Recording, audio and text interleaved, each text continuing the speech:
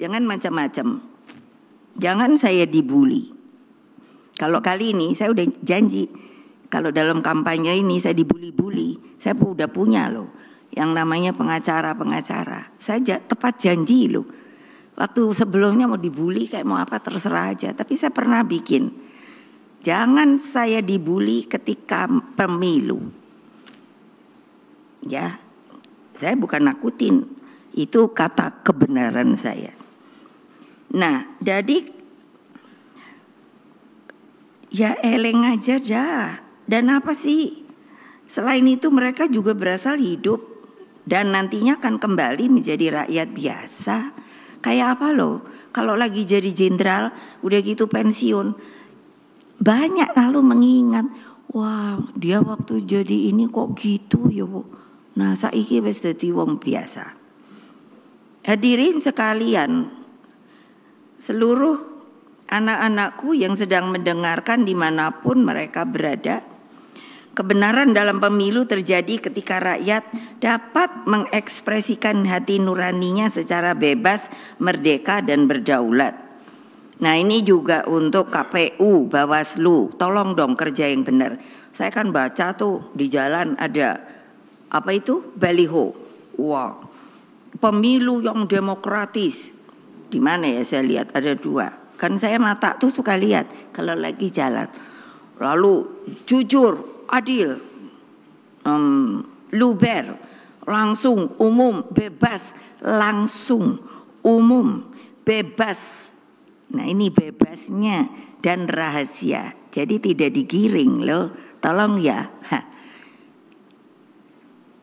Lah gimana Toyo? Saya dulu mempertahankan nanti. Dulu saya mau, dulu kan waktu zaman Orde Baru tuh LPU. Lembaga Pemilihan Umum. Menurut saya itu lebih kuat. Nah tapi waktu apa namanya reformasi itu dijadikan komisi. Saya selalu mengatakan, tapi selalu kayak saya dibully gitu. Lalu saya bilang komisi itu ada Pak Lauli, jawab saya, komisi itu sifatnya ad hoc kan, bahwa suatu saat tuh bisa dibubarkan. Itu berulang kali saya ngomong. Jadi kan, aduh gimana sih? Kita berkumpul di sini karena meyakini kebenaran dalam politik itu. Mbok biarlah rakyat tuh senang gitu loh. Mikir-mikir sendiri. Tapi kita kan boleh memberikan omongan dengan baik. Itulah adanya debat untuk melihat dengan langsung positif, mana ya yang bagus, mana ya yang pintar, gitu loh. Lah kalau hanya mau jadi pemimpin tapi nggak bisa apa? Yaitu menaungi rakyat. Yang paling kritis apa sih? Ketika jadi pemimpin sopo wae, itu dalam keadaan suasana keadaan tuh sedang krisis atau kritis, itu kan mesti dapat orang pemimpin tuh yang tak gitu, smart gitu loh. Iya, jadi apa juga ya. Ini pesan rohani saya. Guna menggelorakan pentingnya kebenaran dalam politik, saya secara sadar dan juga penuh keteguhan hati memilih tema HUT PDI Perjuangan ke-51. Mungkin banyak ibu kok bahasanya bukan Indonesia, yaitu Sanskrit, Satyam Eva Jayate, yang artinya kebenaran pasti menang. Jadi kan nanya, dari mana ibu dapat? Saya ini suka baca buku. Udah begitu lama saya kayaknya udah jadi anggota DPR.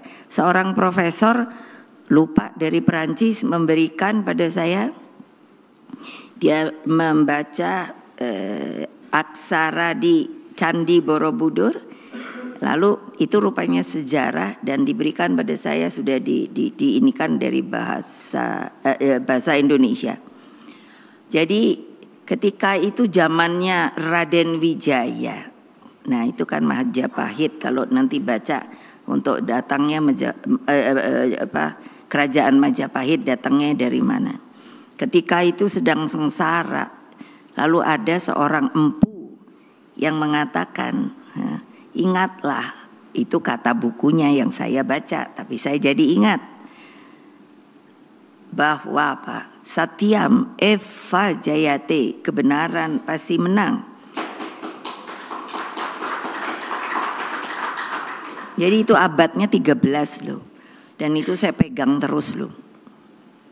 Untuk rohani saya. Bahwa kalau saya cinta rakyat, apapun kejadiannya, itu harus berani teguh dan harus melindungi rakyat. Loh, saya aja benernya mesti masuk penjara waktu Orde Baru. Untung aja mungkin saya pinter. Jadi dilepas lagi. Kebenaran pasti menang merupakan falsafah yang hidup dalam cerita-cerita rakyat. Coba deh, simbol-simbol itu selalu ada. Kebenaran versus keangkamurkaan telah menjadi tema abadi kehidupan. Kalau lihat cerita wayang tentang Pandawa dan Kurawa misalnya, mengajarkan pentingnya laku. Laku itu kalau bahasa Jawa kehidupan yang harus dijalankan.